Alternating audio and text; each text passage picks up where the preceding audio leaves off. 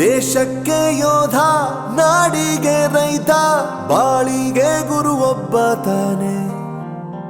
ಅಕ್ಷರ ಕಲಿಸೋ, ಅಜ್ಞಾನ ಅಳಿಸೋ, ಅವನೂನು ಅನ್ನದಾತಾನೆ.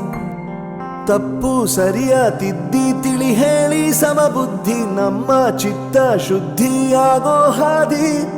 ಎಷ್ಟೇ ದೂರ ಹೋದ್ರೂ ಮರಿಬೇಡ ನಿನ್ನ ಬೇರು, ನಿನ್ನ ಸಾಧನೆಗೆಲ್ಲ ಇದುವೇ ಆದಿ. ಪಾಠಶಾಲಾ